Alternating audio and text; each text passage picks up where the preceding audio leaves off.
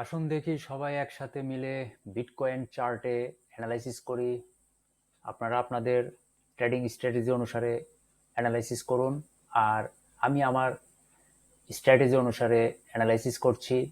দেখি মার্কেট পরবর্তীতে কোন ধরনের মুভমেন্ট করে। এই স্পট টাইম ফ্রেমে ট্রেডিং ভিউ চার্টে টেকনিক্যাল অ্যানালাইসিস করছি। এখানে আমার স্ট্র্যাটেজি অনুসারে রেজিস্ট্যান্স জোন দেখতে পাচ্ছি।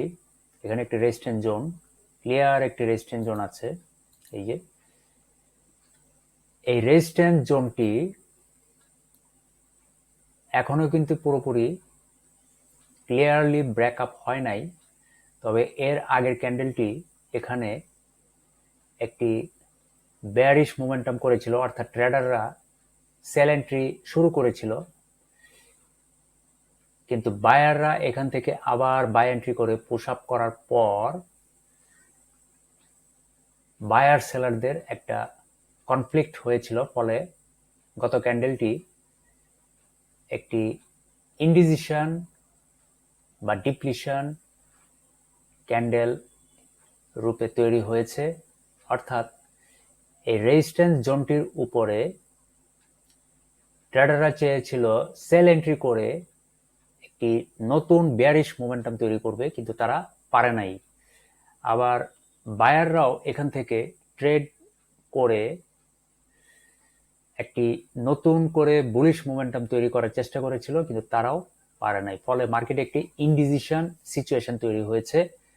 অর্থাৎ পরবর্তীতে ট্রেডাররা বাই এন্ট্রি করে বুলিশ মোমেন্টাম তৈরি করবে নাকি সেল এন্ট্রি করে বেয়ারিশ মোমেন্টাম তৈরি করবে, এই ধরনের একটি ইনডিসিশন ক্যান্ডেল ফরমেশন তৈরি হয়েছে।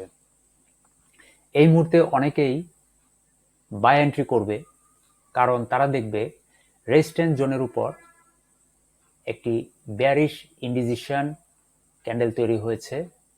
ফলে তারা মনে করবে এখান থেকে বাই এন্ট্রি নেওয়া যায়, ফলে তারা একযোগে বাই এন্ট্রি নিতে শুরু করবে।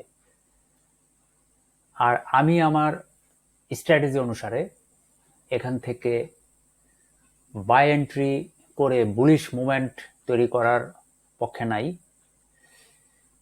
এখান থেকে আমি সেল এন্ট্রি করার চিন্তা করব, কারণ যেহেতু এটি একটি রেজিস্ট্যান্স জোন এবং এখনো full body bullish momentum candle তৈরি করে ক্লিয়ারলি ব্রেকআপ করে নাই। যদি ক্লিয়ারলি ব্রেকআপ করেই বসতো, তাহলে উপরের যে একটি রেজিস্ট্যান্স জোন আছে, এই যে এই রেজিস্ট্যান্স জোনে চলে যেত।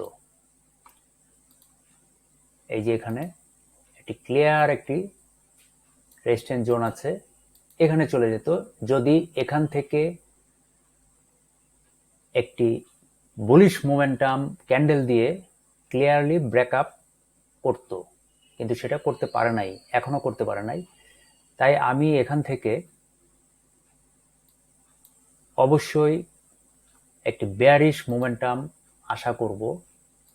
ফলে আমার টার্গেট থাকবে এখান থেকে ট্রেডাররা সেল এন্ট্রি করবে,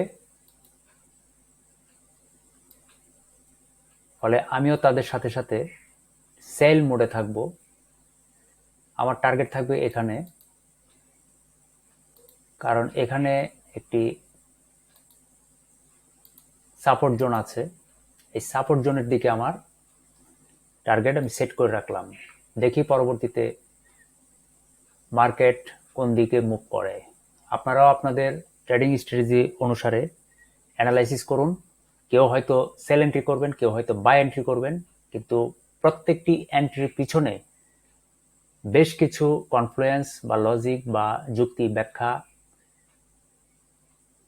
হিসাব করবেন, সূক্ষ্মভাবে খেয়াল করবেন কেন মার্কেট প্রাইস পরবর্তীতে বুলিশ মোমেন্টাম করবে, অথবা কেন মার্কেট প্রাইস পরবর্তীতে বেয়ারিশ কন্টিনিউশন করবে।